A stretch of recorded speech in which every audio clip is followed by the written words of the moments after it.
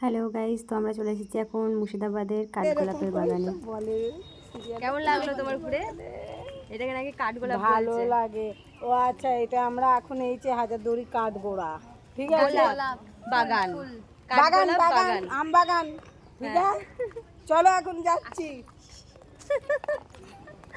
তুমি যদি ভিডিও করো তুমি তাড়াতাড়ি ফেমাস হয়ে যাবে এদের মতো একদম। তো চারিদিকে আম গাছে পুরো ভর্তি, সুন্দর জায়গা। এই যে এখন দেখো আম বাগানে চলে এসেছি, গুবলাইদার বিয়ে হবে, দেখো এখানে সব আমরা। তো গাইস দেখতেই পাচ্ছ চারিদিকে এখন আম গাছ হয়ে রয়েছে। আগে এখানে ব্ল্যাক রোজ হতো আর কাঠের বিজনেস হতো, তাই জন্য এটার নাম কাঠগোলাপের বাগান। এখন শুধুই আম গাছ আছে।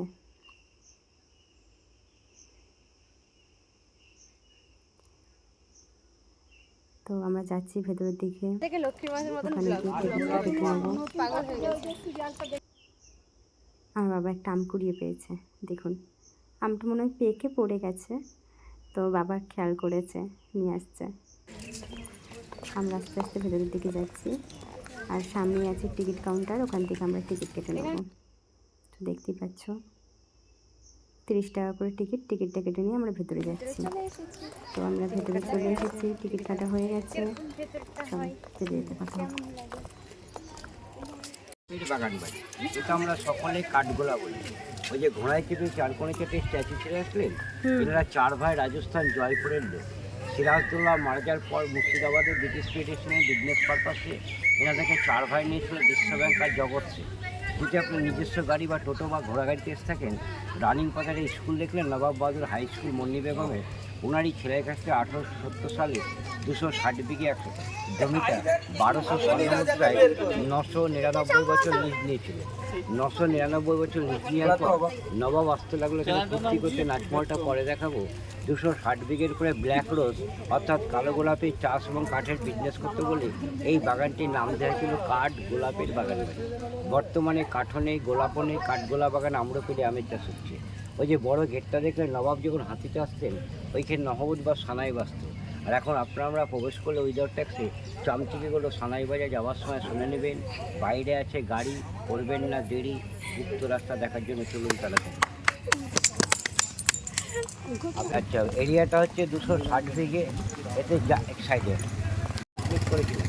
তখনকার দিনে ডেনাইটি লেবার খাটবেন 450, হেড মিস্ত্রি মজুরি ছিল তামার পয়সা, ছোটো মিস্ত্রি মজুরি ছিল পড়ি। যেসব পয়সায় কাজ করতে বা শিল্পী জীবন ব্যর্থ করার জন্য ডান হাতের কবজিতে যেমন আগড়া কাজ বলে বুড়ো আঙুল চলছে। কিন্তু ভাই এদের ছিল হিরে পান্না মণিমুখ। তখনকার দিনে কিনতেন জগৎ সিং মিস্ত্রি, নাম শুনেছেন? যে পথ দিয়ে নিয়ে আসলাম একটু ব্যাক করে তুলে না, যে পথ দিয়ে নিয়ে আসলাম পথটা কিন্তু অরিজিনাল পথ নয়, ওই ওয়ান রাস্তা ছিল। যে মামুনি দেখে না, এটা ছিল আসার পথ, ওইটি ছিল যাওয়ার পথ, বুঝলে? ওই রাস্তাটা 1970-তে নষ্ট হয়ে যাওয়ার পর এই রাস্তাটা 7 পথে জল দেখতে পাচ্ছেন, এই জলের নিচে দুটো বাড়ি আছে, একটা বাইকে রাখা ঘর আছে, বুঝলেন দাদা ভাই?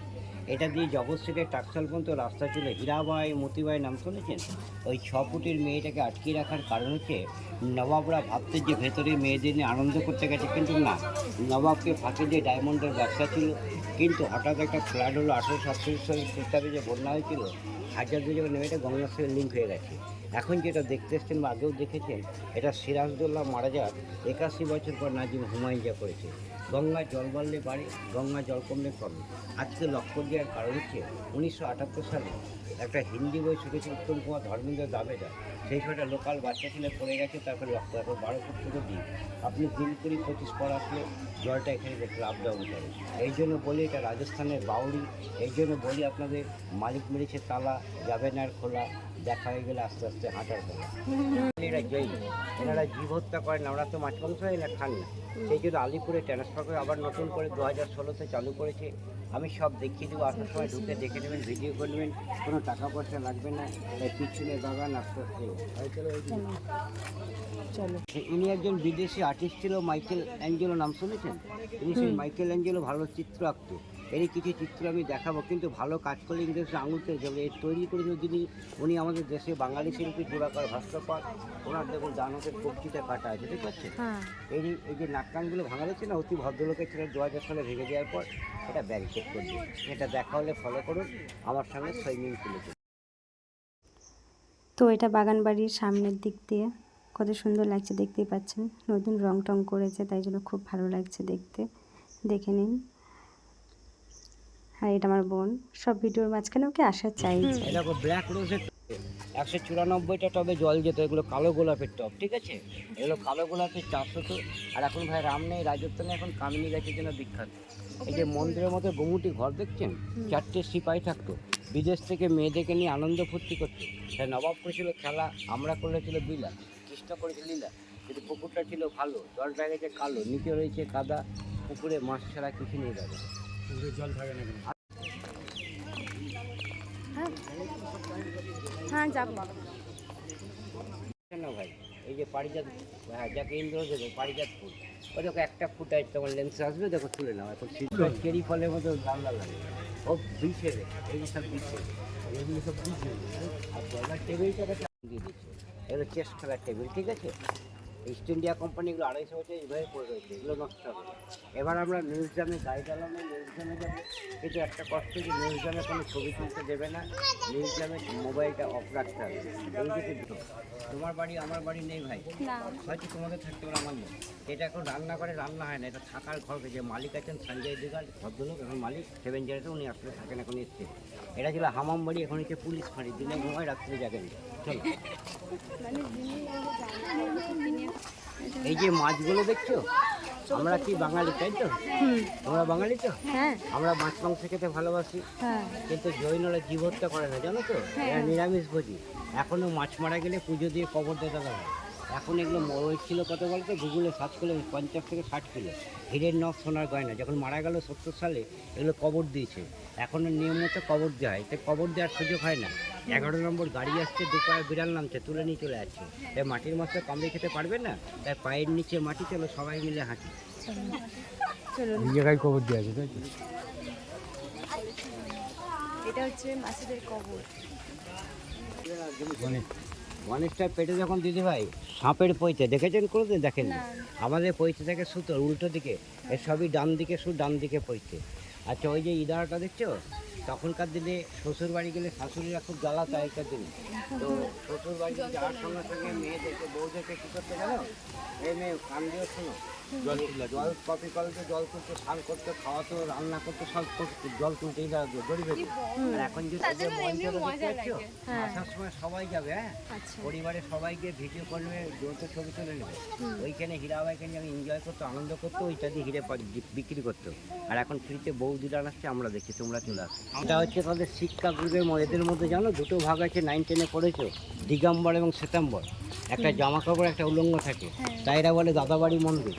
আচ্ছা, দুটো ঘাটের জলে দুটো ঠাকুর দেখছেন দিদি, শিব ঠাকুরের পুজো করেন তো, দাদা রেখে গেলে মাঝে মাঝে দুধ জল ঢালেন শিবের মাথায়, তাও রাখেন না, মাঝে মাঝে ঢালেন কি না? শিবের রাউন্ড কি আছে দেখো তো, কুকুর, ভালো করে ছবিটা তুলো। এটা সেট কত, এটা করতে পারবে, এটা কাশিতে গেলে পাবে, কালো ভোলাও পাবে। হ্যাঁ, আর এটা কুকুর ব্যাঙ্গালোর শিবের তো অনেক বুঝলেন, তাই জন্য মহাদেব ওর পরে এখন দেবতা নেই, ওকে সবাই ভয় করে, আর খুব ভালো প্রাণীদেরও এই গাছটা। 158 বছর চাপা ফুল দেখেছেন, হলুদ রঙের হয়, কাঁঠালি চাপার সঙ্গে থেকে এটা দুর্মূল, দেখো সাদা ছবিটা। কিন্তু আশ্চর্য হবেন দাদা ভাই, বাজ পড়ে দেখুন 3টে খণ্ড হয়ে গেছে, তাও বেঁচে আছে। তাই বলি, উপরে চাপা, গুড়িটা মোটা, তার নাম হচ্ছে সাদা চাপা। 4 জন ঢুকে থাকতে পারবেন, আসুন দেখিয়ে দিই। দেখা যায় এটা পুরো জন্ম থেকে সাদা, এটা ভেতরে কিছু নেই, দেখে না, যা ভিডিও করলে করে না, সরে যা মুন্ডুটা, পুরো মানে এইটার কিছুই নেই, পুরো ফাঁকা, ফুল হয়ে আছে। তাও কিন্তু বেঁচে আছে। তো জায়গায় ও মানে এটা পড়ে হয়ে জানতো না। হ্যাঁ হ্যাঁ, পরে গেছে, এই যে এইগুলো ভেঙে গেছে, এই সাইডটা পুরো গোলাপ গাছের বাগান, অনেক রকমের গোলাপ ফুল হয়ে আছে। এখন অফ সিজন বলে, ওই জন্য গোলাপগুলো একটু ছোটো ছোটো, হয়তো অন্য সময় বড় বড় হয়। তো আমরা এখান থেকে ভাবছিলাম যে কটা ফুল ছিঁড়বো, কিন্তু ছেঁড়া যাবে না, তাই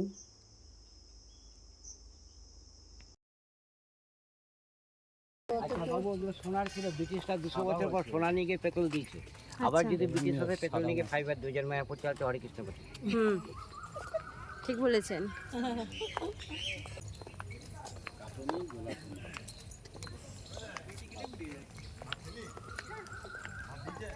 কৃষ্ণাদের জৈন মন্দির, আমরা ঠাকুর বলি, ওরা বলে তীর্থঙ্কর। তিনজন ঠাকুর আছে, 1 নম্বর আদিনাথ, 23 নম্বর পরেশনাথ, 24 নম্বর মহাবিশ্বাস। এই ছবি ভেতরে যাবে, ভেতরে ছবিটা তুলতে দেবে না, ঠিক আছে? একবার চুরি হলেও হারাবে না, অর্থাৎ কেউ নেবে না।